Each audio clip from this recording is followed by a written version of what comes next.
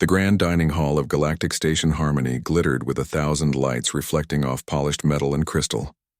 Emperor Dravik of the Silurian Empire sat at the head of the diplomatic table, his scaled green skin catching the light, as he listened to trade representatives drone on about shipping routes and mineral rights. His kind had ruled their corner of the galaxy for 3,000 years, and these meetings always felt the same. Boring. Repetitive. Beneath him. But this time, something was different. His son was here. Prince Terran sat in his hover chair near the back wall, away from the main table. The boy was only 8 years old in human terms, though Silurians aged differently. His scales were a lighter shade than his father's, still soft with youth.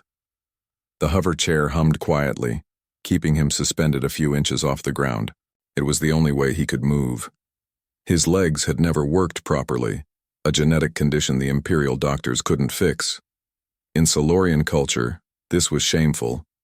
Weakness was not tolerated. Leaders were supposed to be strong, perfect, untouchable. Dravik tried not to look at his son too often. Every glance reminded him of his failure. Annie Martinez wiped down a table near the kitchen entrance, watching the fancy dinner party from a distance. She had been working at the station for 6 months now, serving food and drinks to aliens from 100 different worlds. It paid better than anything back on Earth, and she sent most of her salary home to her sister and nephew. The work was hard but simple. Smile, serve, stay out of the way. She noticed the small reptilian child sitting alone near the wall. He looked sad. His large golden eyes kept darting toward the adults at the main table, then looking away quickly. Annie had a nephew about that age. She knew that look. The kid wanted attention, but was too scared to ask for it. The dinner continued. Plates of exotic foods were served on floating trays. Translators hummed as different species spoke in their native languages. Everything was formal and perfect, exactly as the Silurian Empire demanded. Then something went wrong. Terran's hover chair made a strange grinding noise. The smooth hum became a sputter. Sparks shot from the base of the chair. The young prince grabbed the armrests, his eyes going wide with fear. The chair dropped several inches, then jerked sideways. More sparks. The grinding got louder. The Silurian attendants standing nearby froze. They stared at the malfunctioning chair but didn't move. In their culture, touching royalty without permission was forbidden. The penalty was death. Even to save a life, the law was clear. They could not touch the prince. The chair dropped again. This time it hit the floor hard. Terran cried out, a high-pitched sound of panic. The impact jarred his fragile legs. He tried to pull himself up, but his arms weren't strong enough. The chair started to tip over, and smoke began rising from the damaged machinery. Every eye in the hall turned to watch. Nobody moved. Annie didn't think. She just acted. She dropped her cleaning cloth and ran across the polished floor. Her shoes squeaked on the metal surface. She reached the prince just as the chair tipped completely sideways. Without hesitation, she knelt down and slipped her arms under the small body. The boy was lighter than she expected, his bones hollow like a bird's. She lifted him easily and stepped away from the smoking chair. The entire hall went silent. Even the translator devices seemed to stop humming. Annie held the child against her chest, supporting his back and legs carefully. She had held her nephew like this 1,000 times. "It's okay," she said softly. "You're safe now. I've got you." Terran had gone rigid with shock when she first touched him. But as she spoke, as he felt the gentle way she held him, something changed. His small, clawed hands gripped her uniform. He pressed his face against her shoulder. His rapid breathing began to slow. Emperor Dravik rose from his seat so fast that his chair fell backward. His golden eyes blazed with an emotion somewhere between rage and shock. Every Silurian in the room had turned to stone, waiting to see what he would do. Annie looked up and finally realized what she had done. The huge reptilian emperor towered over the crowd, his scales rippling with barely controlled emotion. His gaze locked onto her, and for the first time, she understood she might have made a terrible mistake. "I'm sorry," she stammered. His chair was breaking. He was going to get hurt. "I just wanted to help." Dravik stared at the human female holding his son. He had prepared a dozen speeches about maintaining dignity and upholding the law. He had sentenced others to death for lesser offenses. The words should have come easily, but they didn't, because Terran was not pulling away from the human. His son, who flinched when even his own parents tried to hold him, who hated being touched, who screamed when the doctors examined him, was clinging to this stranger. The boy looked calm, safe, almost peaceful. When was the last time Dravik had seen his son look peaceful? The Emperor's personal guard moved forward, their hands on their weapons. They waited for the command to arrest the human, to drag her away, to restore proper order. Father? Terran's voice was small and uncertain. The kind lady helped me. Please don't be angry at her. Dravik felt something crack inside his chest. His son had spoken to him voluntarily, without being asked a question first. Terran never did that. The boy usually stared at the floor and answered in one or two words when spoken to directly. The silence stretched on. Every species representative in the hall watched the Emperor. This moment would define him, show weakness, and his enemies would pounce. Show mercy, and they would call him soft. The Empire expected strength, and strength meant enforcing the law. Annie shifted her weight, still holding the prince carefully.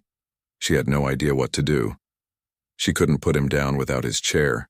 She couldn't run. She could only stand there and wait. Take her to the detention level, Dravik finally said. His voice was steady, giving nothing away. And bring my son to his quarters. Get him a new chair immediately. The guards moved forward. Annie carefully transferred the prince to a Silurian attendant who had brought a temporary hover platform. Terran reached back toward her. Don't go, he said. Please don't go. It's okay, Annie told him, trying to smile even though she was terrified. You're safe now. That's what matters. As the guards escorted her toward the exit, she heard the young prince's voice one more time. Father, why is she leaving? She was nice to me. Nobody is ever nice to me. Dravik watched the human disappear through the doorway. He looked at his son, at the confusion and sadness on the boy's face. Then he looked at his advisors, at the shock and judgment in their expressions. Everything had changed in less than 2 minutes. A simple act of kindness had shattered the careful order of his world. And Dravik had no idea what to do next. Annie sat on the hard bench in the detention cell, trying not to panic. The walls were smooth metal, reflecting a soft blue light from panels in the ceiling. There were no bars, just a force field humming across the entrance. She had been here for 3 hours, and nobody had told her anything. She kept replaying the moment in her head. The little boy falling, the fear in his eyes. She had done what any decent person would do. How could that be wrong? But she had seen the shock on everyone's faces. She had violated some rule she didn't understand, and now she might pay for it with her life. The force field flickered and disappeared. Annie jumped to her feet as Emperor Dravik entered the cell. He was even more massive up close, easily 8 feet tall. His scales were darker than his son's, deep emerald green with traces of gold at the edges. His eyes were sharp and intelligent, missing nothing. Annie pressed herself against the back wall. I'm sorry. I didn't know I wasn't supposed to touch him. I just saw a kid in trouble and I reacted. Please, I have family on Earth. They need me. Dravik studied her for a long moment. Why did you help him? The question caught her off guard. Why? Because he needed help. His chair was breaking. He was scared. You knew nothing about him. He was a stranger. Yet you risked yourself, Annie frowned. He's a child. That's all that mattered. You did not see a prince? I saw a scared kid who was about to get hurt. Dravik moved closer. Annie forced herself not to flinch. In Silurian culture, touching royalty without permission is punishable by death. My advisors have already drawn up the execution order. They await my signature. Annie's legs went weak. She grabbed the bench to steady herself. Please, I meant no harm. I would never hurt a child. I know. Dravik's voice was quieter now. That is what troubles me. You committed a crime, but your intention was pure. My son felt safe with you. He has never felt safe with anyone. He has a condition, Annie said carefully. His legs don't work right. Back on Earth, we help kids like him. We have therapy, special equipment, schools that include everyone. We don't hide people who are different. You don't? Dravik's tone was sharp with disbelief. Not anymore. It took us a long time to get it right. We made mistakes. But we learned that every person has value, no matter what their body can or can't do. Dravik was silent for a moment. Show me, Annie blinked. What? Show me how humans help ones like my son. She pulled out her personal datapad, hands shaking slightly. The guards hadn't taken it yet.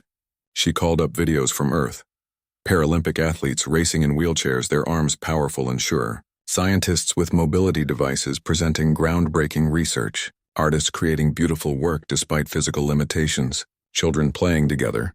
Some with equipment to help them move, others without. Everyone included. Everyone valued. Dravik watched each video intently. His expression was unreadable. This is normal on your world? He finally asked. It's becoming normal. We have a saying. A society is measured by how it treats its most vulnerable members. We try to live up to that. And you do not see them as weak? Weak? Annie shook her head. Some of the strongest people I know have disabilities. It takes incredible courage to move through a world not built for you. Your son has that courage. I could see it in his eyes. Dravik turned away from her. His shoulders were tense. In the Silurian Empire, imperfection is shameful. Leaders must be strong without flaw. A prince who cannot walk brings dishonor to the throne. This has been our way for thousands of years. Your way is wrong, Annie said quietly. The Emperor spun back toward her, eyes blazing. You dare to judge an empire that existed before your species reached the stars? Yes, Annie said, surprised by her own courage. Because I saw your son's face. He thinks he's worthless. He thinks nobody wants him. That's not strength. That's cruelty. For a moment she thought he would strike her. Instead, Dravik made a strange sound deep in his throat. Almost like a laugh, but bitter. My mate, the Empress, says the same thing. But she cannot speak publicly.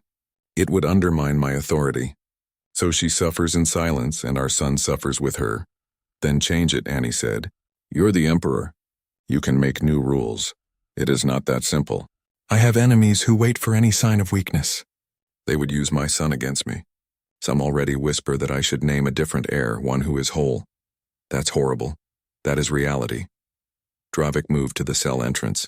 I should have you executed. Every law, every tradition demands it. But I will not. Instead, you will become my son's cultural consultant on matters of disability accommodation. Annie stared at him. What does that mean? It means you will teach him what you showed me. The human way of helping ones like him. You will show him he is not alone in the universe. And after that? I do not know.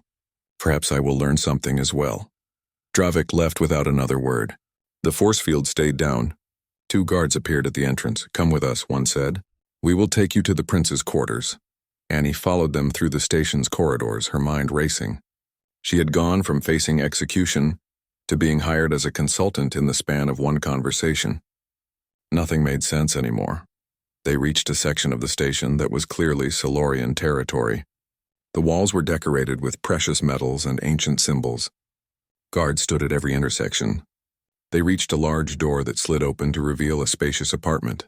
Prince Terran sat in a new hover chair near a viewing window that showed the stars outside. He turned when he heard the door open and his whole face lit up. You came back. Father said you would, but I didn't believe him. Annie smiled, feeling some of her fear fade. Of course I came back. I wanted to make sure you were okay. My chair is fixed. Well, I have a new one. This one is better, he demonstrated by spinning in a circle. Father said you're going to teach me about Earth. If you want me to. I do. Tell me everything. Tell me about the people in those videos. The ones who move like me but aren't sad. Annie pulled up a chair next to him. They're not sad because they know they're valuable. They know they can do amazing things even if they do them differently than others. Can I do amazing things? I think you already have. You were very brave today when your chair broke. Terran looked down at his hands. I was scared. Being brave doesn't mean you're not scared. It means you keep going even when you are scared. They talked for an hour. Annie told him about her nephew who had difficulty reading but was incredible at math. She told him about her friend from university who used a wheelchair and became a doctor. She told him about sports, art, music, science, all the ways people found to contribute regardless of physical limitations. Terran listened to every word, his eyes getting wider and wider. Do you think I could have friends like that? He finally asked. Friends who wouldn't mind that I'm different? I know you could, Annie said. In fact, I can set up a video call with some kids back on Earth if you want. They'd love to meet a real prince, really? You would do that? Of course. For the first time since she'd met him, Terran smiled. It transformed his whole face. In his private chambers across the station, Emperor Dravik watched the security feed showing his son talking animatedly with the human. The boy was laughing. Actually laughing, his chief advisor stood beside him. My lord, the council is demanding answers. You cannot keep this human alive. It sets a dangerous precedent. The law is clear. Then perhaps the law is wrong, Dravik said softly. My lord, leave me. I must think. The advisor bowed and departed, clearly unhappy. Dravik continued watching the screen. His son looked happy for the first time in his short life. One human, acting on instinct and compassion, had done what an entire empire could not. The emperor had many decisions to make, and all of them would be difficult. But watching his son smile, he knew one thing with certainty. Everything had already changed, and there was no going back. 3 weeks had passed since Annie became Prince Terran's consultant. The young Silurian prince had changed dramatically in that short time. He talked more, smiled more, and asked endless questions about everything. Today he was practically bouncing in his hover chair with excitement. Are they really going to call? Terran asked for the 5th time. The other children? The ones from Earth? Annie finished adjusting the holographic communication system. Yes, in about 2 minutes. Remember what we talked about. They're just regular kids. Some of them have mobility issues like you, some don't. Just be yourself. But I'm a prince. Won't that be weird? Only if you make it weird. Just talk to them like they're people, because that's what they are. The hologram activated, showing 5 human children in a classroom back on Earth. They ranged from about 6 to 10 years old. 2 of them had wheelchairs. 1 had prosthetic legs. The other 2 had no visible disabilities. Hi, one of the girls in a wheelchair called out. Her name was Beth, and she had bright red hair. Are you really a space prince? Terran laughed nervously. I guess so. Are you really from Earth? Yeah, it's pretty cool here. Annie told us about you. She said you like science. I love science. I've been studying star formations and gravitational fields. What do you like? I like robotics. I'm building a robot that can climb stairs. Want to see? For the next hour, the children talked, laughed, and showed each other their interests. Terran forgot to be self-conscious. He forgot about being a prince. He was just a kid talking to other kids. Outside the room, Emperor Dravik watched through the doorway. His wife, Empress Silith, stood beside him. She was smaller than him, her scales a deep blue that darkened to black at the edges. He is happy, she whispered. I have never seen him so happy. The human did this, Dravik replied. In 3 weeks, she has given him more joy than we have in 8 years. Perhaps because she does not see him as broken. Dravik glanced at his mate. You think I see our son as broken? Silith met his eyes steadily. I think this empire has taught all of us to see any imperfection as failure. Even me, even you. We love him, but we have also pitied him. She does not pity him. She sees possibilities. Dravik had no response to that. He turned back to watch his son. In the council chambers later that day, the mood was less pleasant. Senior nobles from across the Silurian Empire had gathered, and they were not happy. Lord Gareth, the oldest and most traditional of the council, stood to speak. His scales were gray with age, but his voice was strong. Emperor Dravik, we must address this situation with the human. She has been here for weeks, corrupting the prince with soft ideas. Corrupting? Dravik kept his voice neutral. She has been teaching him to accept weakness. A Silurian prince must be strong. He must command respect through power. Instead, he spends his days talking to alien children and learning about human sentimentality. Another noble, Lady Vera, spoke up. My lord, we understand your affection for the boy, but the empire requires strength in its leaders. Perhaps it is time to consider naming a different heir. Your brother's son is healthy and strong. You suggest I disown my child? Dravik's voice dropped dangerously low. We suggest you think of the empire first, Gareth said. A weak heir makes all of us vulnerable. Our enemies watch. They see this human influencing your son, see you allowing it, and they interpret it as softness. Already, 3 colony systems have delayed their tribute payments. They test you. Let them test, Dravik said. They will find I am still the same emperor. Are you? Vera challenged. The Emperor we knew would have executed the human immediately for touching royalty. Instead, you keep her close. You allow her to reshape your son's thinking. Some say you are no longer fit to rule. The room went silent. Those words bordered on treason. Dravik stood slowly. Who says this? No one answered. If you have accusations, make them directly. If you question my leadership, challenge me openly. But do not spread whispers in corners like cowards. Gareth stood his ground. We are not cowards, my lord. We are concerned citizens of the Empire. And we say this openly, the human must go. Send her back to Earth. Return the prince to proper Silurian education.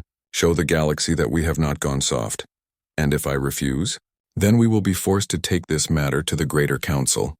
They have the power to overrule even an emperor if they deem him unfit. Dravik looked at each noble in turn. He saw fear in their eyes, but also determination. They believed they were protecting the Empire. They truly thought his son's disability made them all weak.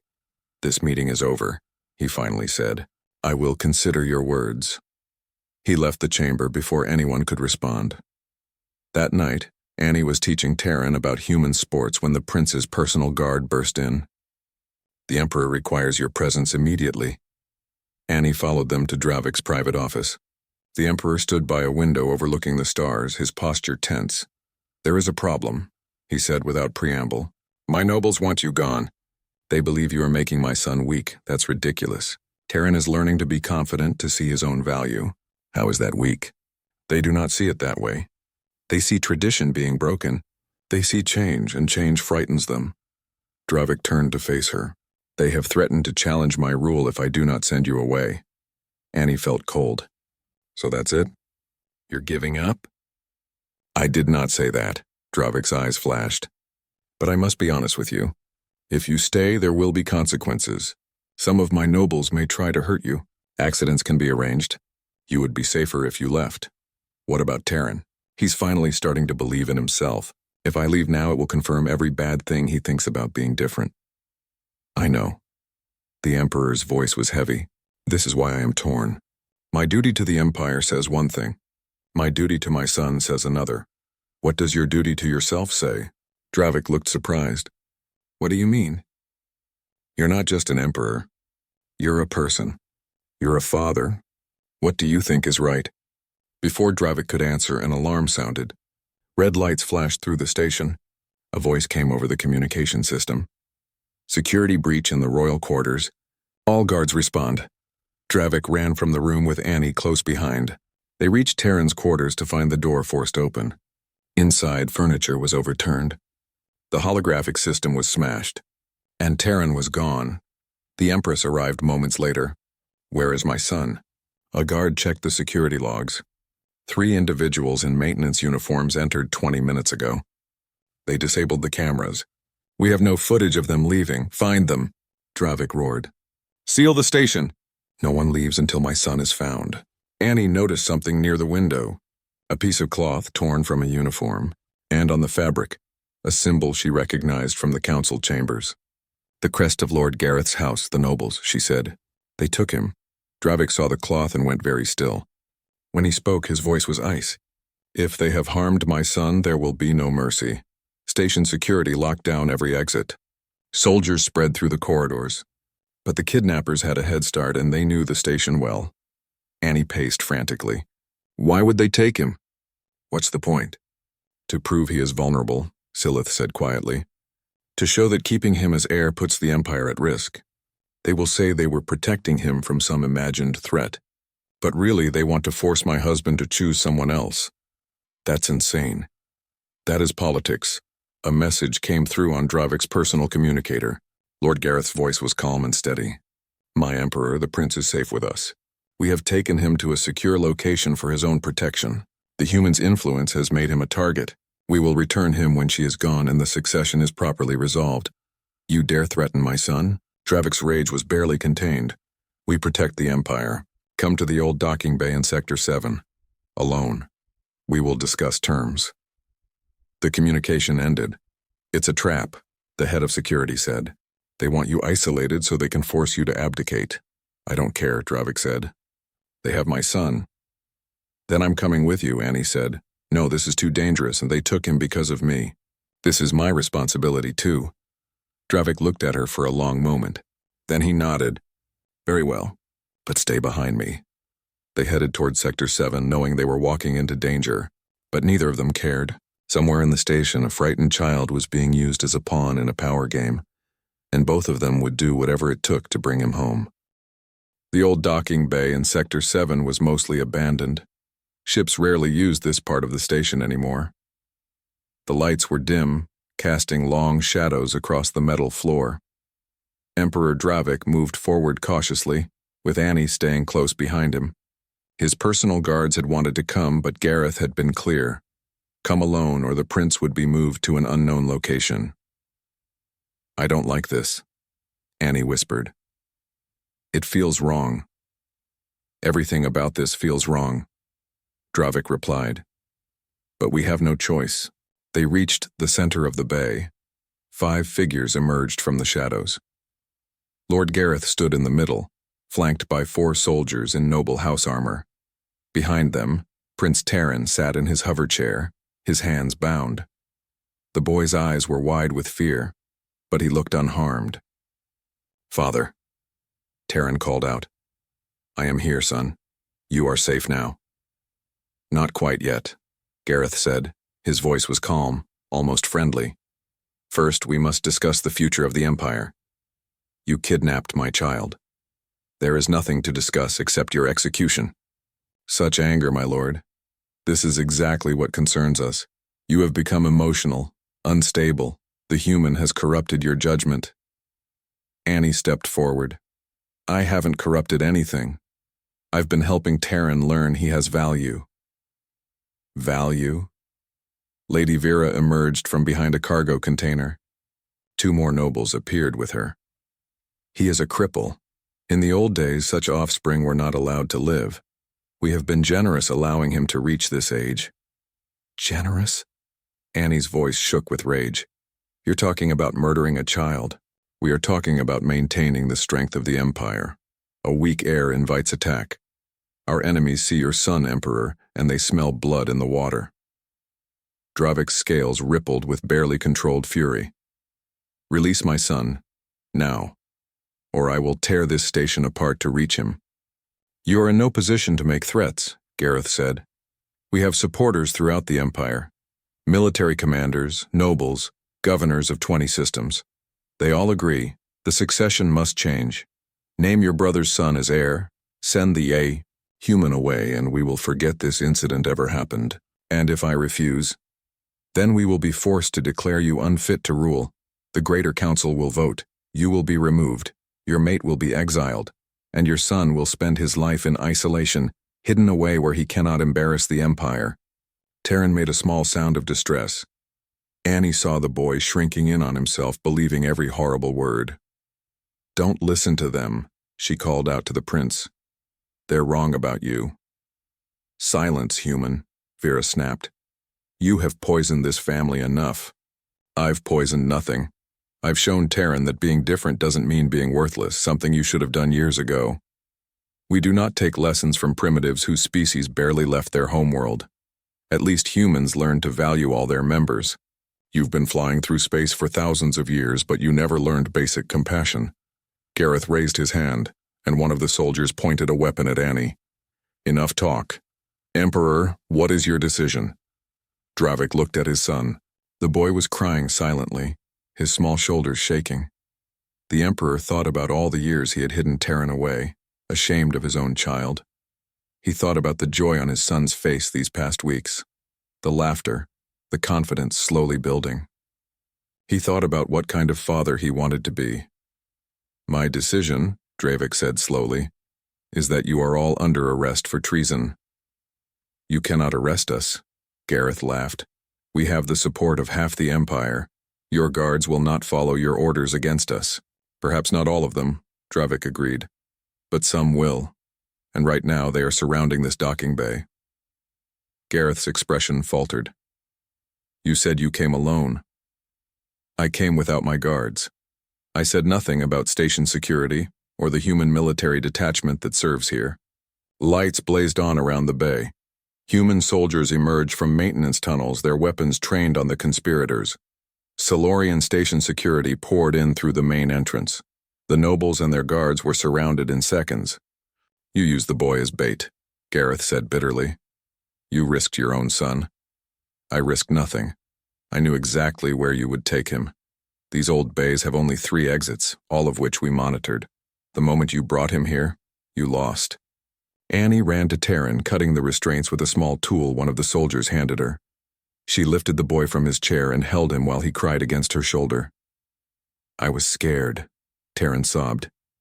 "They said horrible things. They said I was a mistake, that I never should have been born." "They're wrong," Annie said fiercely. "You are not a mistake. You are a brilliant, kind, wonderful person. Don't ever let anyone tell you different. But I can't walk. I'll never be strong like Father. Your father's strength isn't in his legs, it's in his heart. Just like yours." Dravik approached slowly. He knelt down beside Annie and his son. "Taryn, I owe you an apology. For years, I have allowed others to make you feel less than you are. I have hidden you away, ashamed, when I should have been proud. You are my son. You are strong, intelligent, and brave. Nothing else matters." "You really think so?" "I know so. And I will make sure everyone in the Empire knows it too." The soldiers led the conspirators away. Lord Gareth looked back at the Emperor. "You have won today, but this is not over. The Empire will not accept weakness." "Then the Empire will learn," Dravik said. "Or it will change. Either way, my son stays." Station Security Chief Daniels, a human woman with gray hair and stern features, approached. "Emperor, we've secured all the conspirators. But we found something else. They weren't working alone. There are messages from 3 colony systems offering support. This conspiracy goes deeper than we thought." "How deep?" "At least 40 nobles, 12 military commanders, and 6 governors. They've been planning this for months. Taking your son was just the first move." Annie felt cold. "They were going to stage a coup." "They still might try," Daniel said. "They have significant forces. This isn't over." Dravik stood, still holding his son's hand. "Then we must act quickly. Chief, I need to send a message to all Solorian systems. Highest priority. Can you arrange that?" "Of course. What kind of message?" "One that will change everything." 2 hours later, every communication device in the Solorian Empire received the same transmission. Emperor Dravik appeared on billions of screens standing in the Imperial throne room. But he was not alone. Prince Taryn sat beside him in his hover chair, and Annie stood nearby. "Citizens of the Empire," Dravik began. "For 3,000 years we have prided ourselves on strength.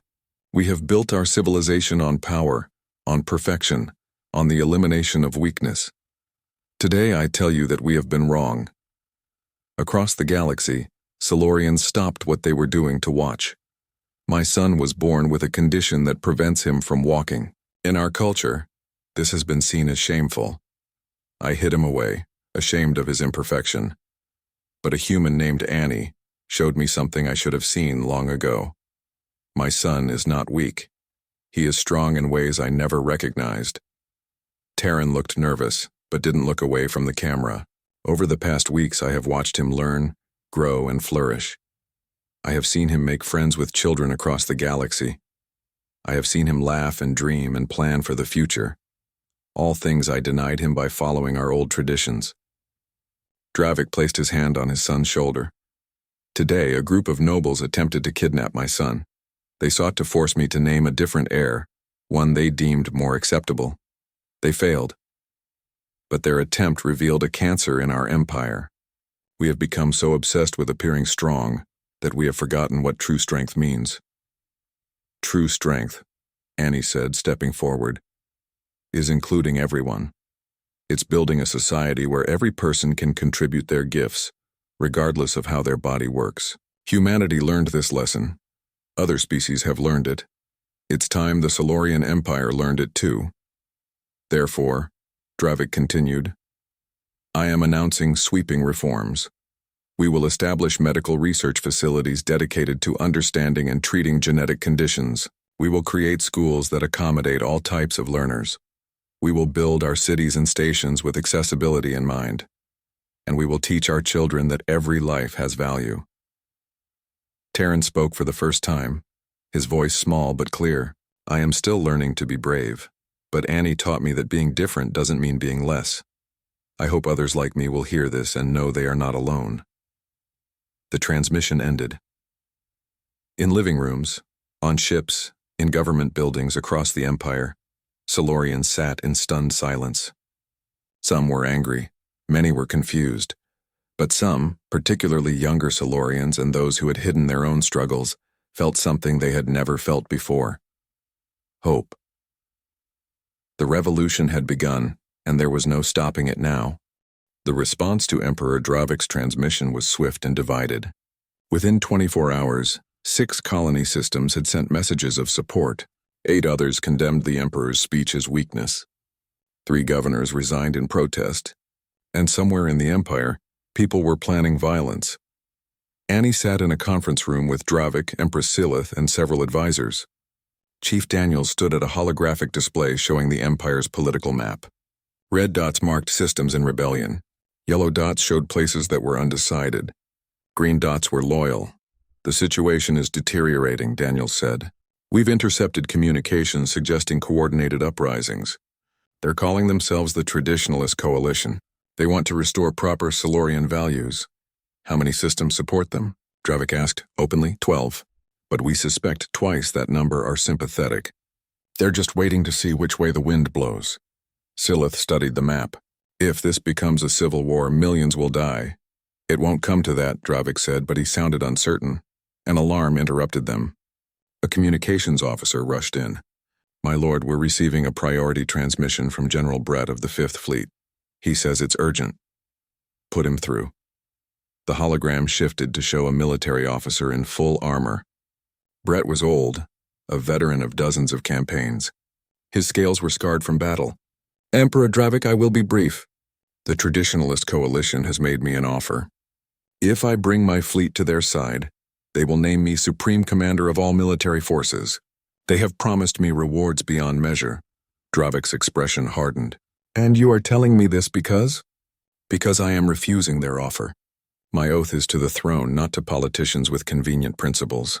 But I wanted you to know, they are approaching every military commander with similar deals. Some will refuse like me. Others will not. You need to secure the military's loyalty quickly or this empire will tear itself apart. Thank you, General. Your loyalty will be remembered. I don't do it for rewards, my lord. I do it because you're right. I have a granddaughter who was born deaf. We hid her away, pretended she didn't exist. She died last year, never having lived a real life. When I saw your son on that broadcast, speaking openly about his struggles, I thought, this is what we should have done. This is what we should have been. The transmission ended. Annie saw tears in the old general's eyes before the image faded. How many others are hiding family members like that? More than we know, Silith said quietly. I have been receiving messages. Thousands of them. Silurians telling me about children, siblings, parents who have conditions we consider shameful. They have been hiding for generations, afraid of judgment. Your broadcast gave them hope that things might change.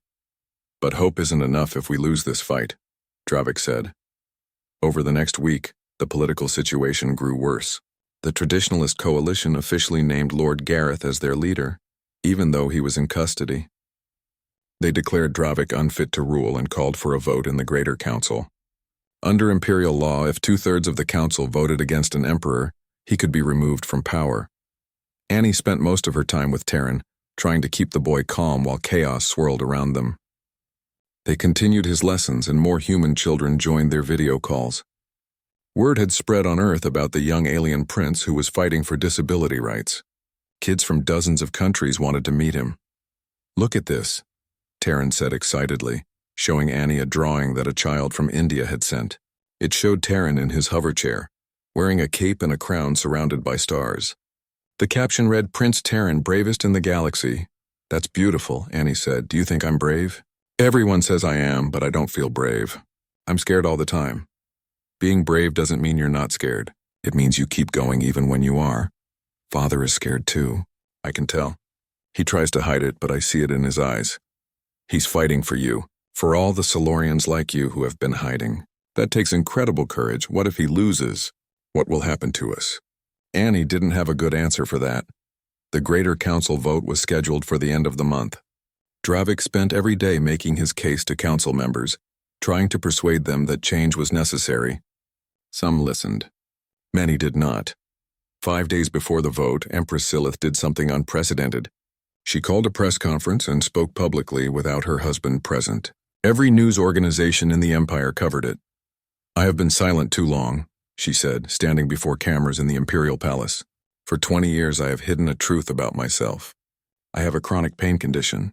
Every day my body hurts. Some days I can barely move. I have taken medication in secret. I have suffered in silence. Why? Because I was ashamed. Because Silurian culture taught me that any weakness must be hidden." The reporters were stunned into silence. "But I am done hiding. My son has shown more courage in 8 years than I have in my entire life. He speaks openly about his struggles. He asks for help when he needs it. He refuses to be ashamed. If a child can be that brave, then so can I." She looked directly into the camera. "I know there are others like me, others hiding conditions, hiding pain, hiding the parts of themselves that don't fit our narrow definition of perfection. I am telling you now, you are not alone. We are not weak. We are survivors, and it is time we stopped apologizing for existing." The press conference ended. Within hours, the Imperial Communication Network was flooded. Not with anger, but with confessions. Thousands, then tens of thousands of Silurians sharing their own hidden struggles, chronic illnesses, mental health conditions, learning difficulties, physical disabilities, all the things they had hidden for years, suddenly brought into the light. The Traditionalist Coalition tried to respond, but they had no answer for the wave of honesty sweeping through the Empire.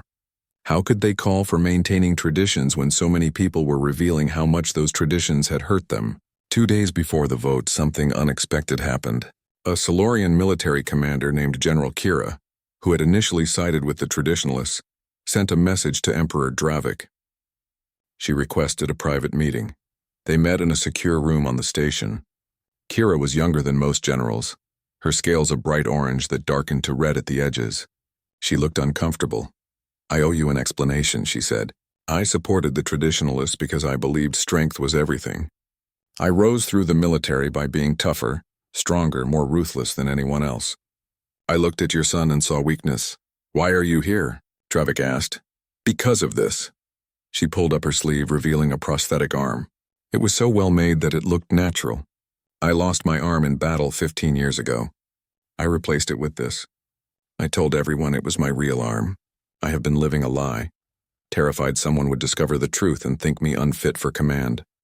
I see. After your mate's speech, I realized something. I'm not weaker because of my prosthetic. In some ways, it makes me stronger, but I have wasted years hiding it, pretending, living in fear. Your son doesn't do that. He owns who he is. That is real strength.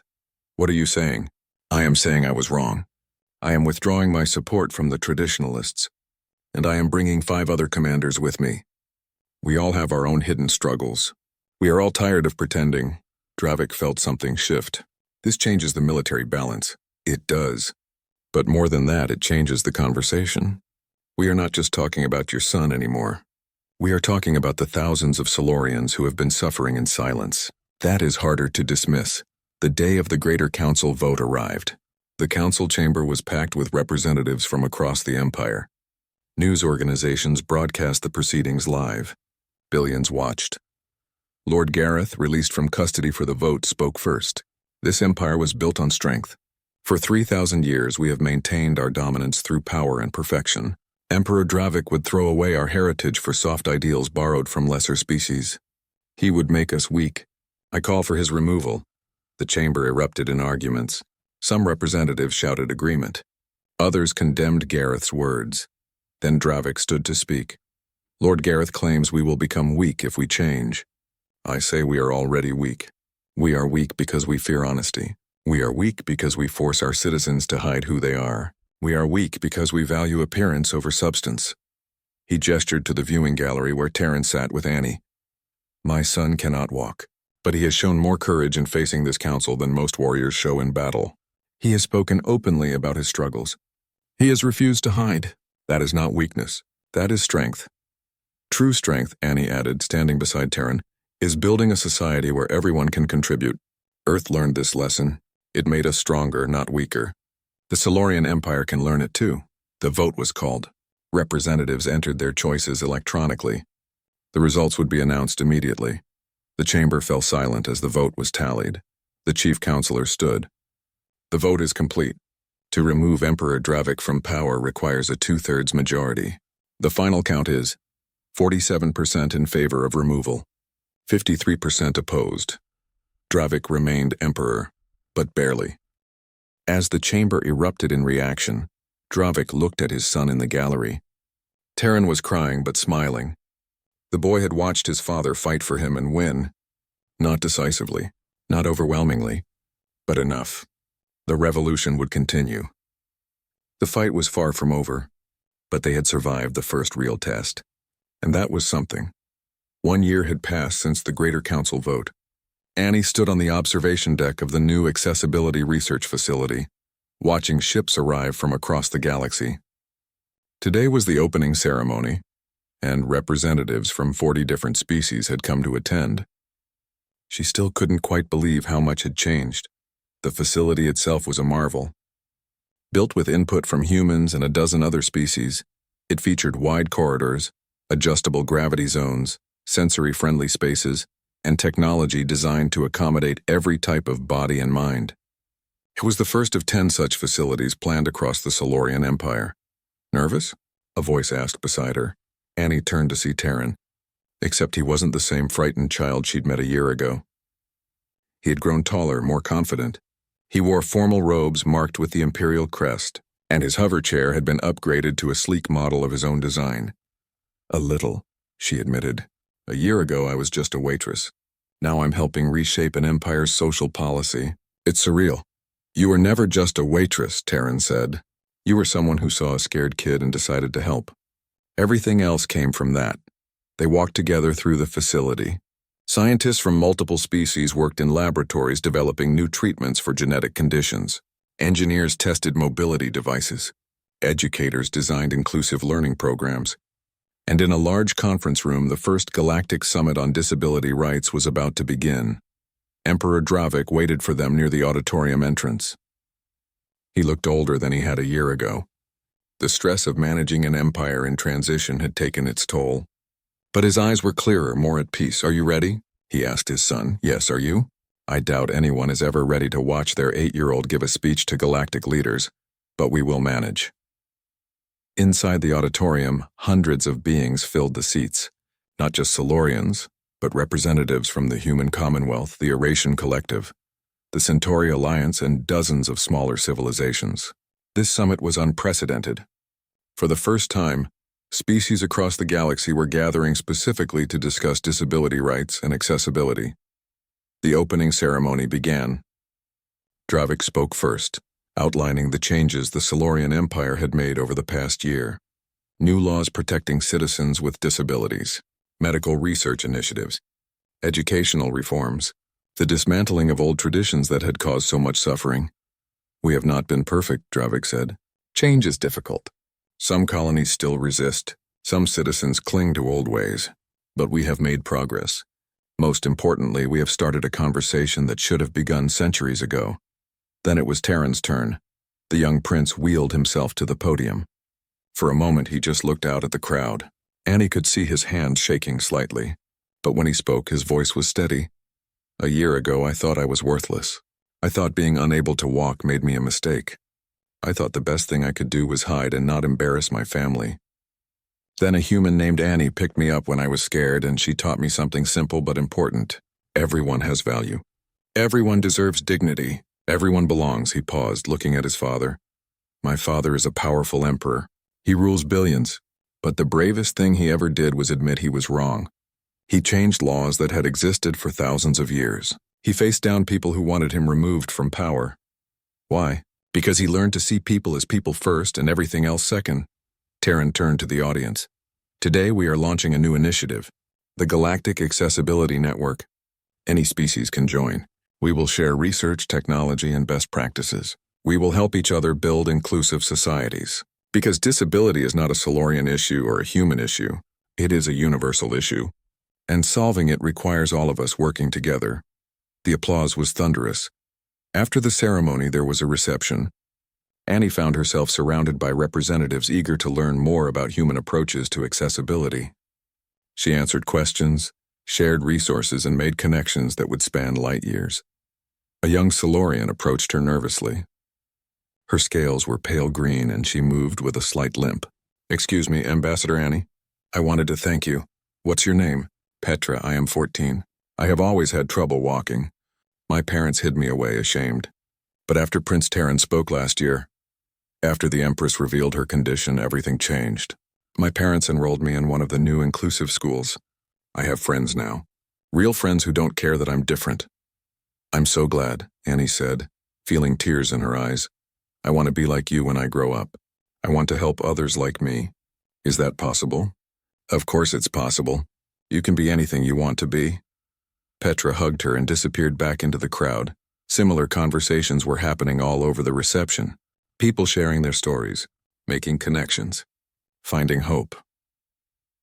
Late that evening, after all the speeches and ceremonies were done, Annie found Terran sitting alone in the facility's garden.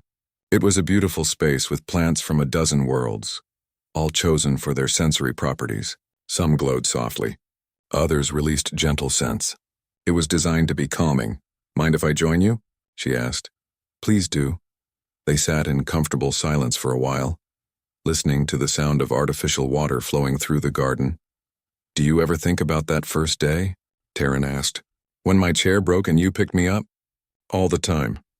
If you had known what would happen, would you still have done it?" Annie thought about everything that had come after. The threats, the political battles, the attempts on her life, the stress, the fear, but also the changes. The lives improved. The hope restored. "Yes," she said. "I would do it again in a heartbeat." "Why?" "You were just a waitress. You could have looked away, stayed safe. Because you were a scared kid who needed help. Nothing else mattered.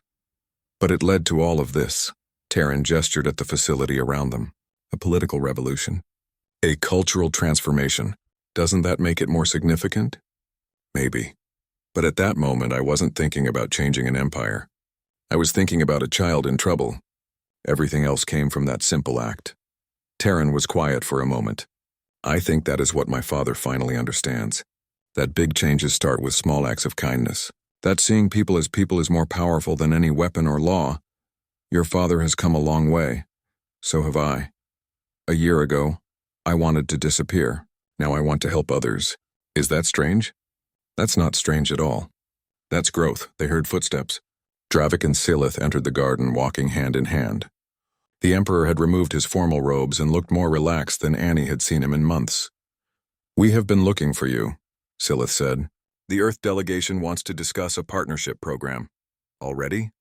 Annie laughed. "The summit just started. People are excited. Your species has 50 years of experience with disability rights. Everyone wants to learn from you. And from Solarians," Annie added. "You've accomplished more in 1 year than many species manage in decades." "We had good teachers," Dravik said, looking at her meaningfully. "And we were motivated by love for our son," Terran smiled. "So what happens now?" "The summit continues for 3 more days. After that, we keep working," Annie said. "There are still colonies that resist change. Still people who believe the old ways were better. Still battles to fight. But we will fight them together," Dravik said. "All of us. Not just Solarians or humans, but every species that believes in dignity and inclusion." "I like that," Terran said. "Fighting together. It sounds better than the old way, where everyone fought alone." Later that night, Annie stood at her apartment window looking out at the stars. Her communicator buzzed. A message from her sister back on Earth. Her nephew wanted to video chat with Prince Terran again. The 2 boys had become close friends, talking several times a week. Her nephew was teaching Terran Earth slang. Terran was teaching her nephew about stellar navigation. Unlikely friends from different worlds, brought together by simple acceptance. Annie thought about the path that had led her here. A job serving food at a space station, a broken hover chair, a scared child, 1 moment of instinct and compassion. She had not set out to change the galaxy. She had just wanted to help a kid, but that was enough. Because real change didn't come from grand plans or political strategies.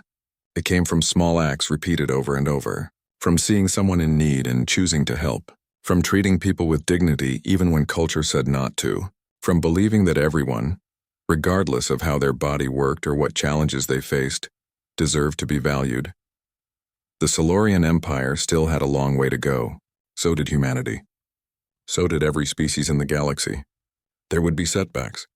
There would be resistance. Some people would never accept the changes. But there would also be children like Terran, growing up in a world that told them they mattered. There would be young people like Petra, finding opportunities that had never existed before. There would be families no longer forced to hide members they loved.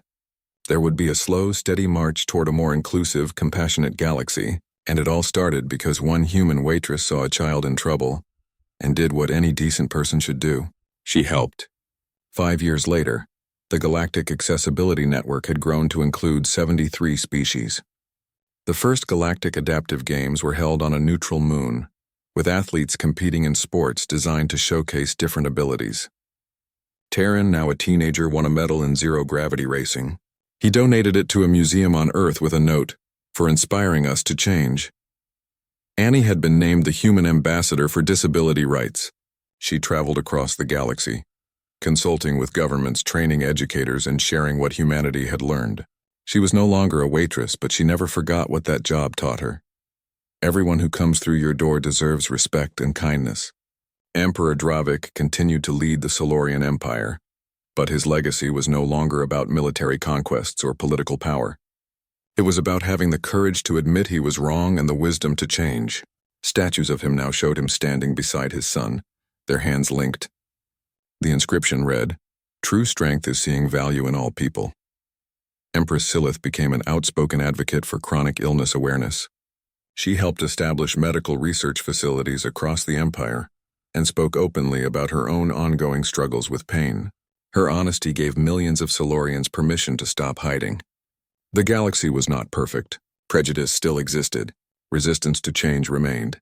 Some colonies never fully accepted the new ways, but the direction was clear. The conversation had shifted, and every year more species joined the effort to build inclusive societies. On the 10th anniversary of the day Annie picked up Prince Terran, a ceremony was held on Galactic Station Harmony. The exact spot where it had happened was marked with a simple plaque. It did not show heroism or grand gestures. It just showed a human holding a child with words underneath. Small acts of kindness can change the world. Terran, now a young adult studying medicine and accessibility design, stood at the plaque with Annie. They were both older now. They had both changed. But the connection between them remained strong. "Do you remember being scared?" Terran asked. "When you first picked me up, I remember thinking you needed help. That's all. You changed my life. You changed my whole civilization." "No," Annie said. "You did that. I just gave you a reason to believe in yourself. Everything after that was you." They stood together in silence, watching people pass by the plaque. Some stopped to read it. Some took pictures. Some just smiled and moved on. But the message was there, permanent and clear. A reminder that even in a galaxy of billions, one person choosing to be kind could start a revolution. The Dragon Emperor had witnessed a human waitress carrying his disabled child, and everything changed. Not because of politics or laws or grand strategies, but because someone saw a child in need and chose to help. Because compassion proved stronger than tradition. Because one moment of simple human decency sparked a transformation that spread across the stars. And in the end, that was the most powerful lesson of all. The galaxy didn't need more warriors or conquerors or rulers who demanded perfection. It needed more people willing to see others as worthy of dignity, regardless of their differences. It needed more people willing to help, even when it was inconvenient or dangerous or against the rules. It needed more people like Annie, who saw a scared kid and did what came naturally. She helped him up. And in doing so, she helped lift an entire empire toward a better future.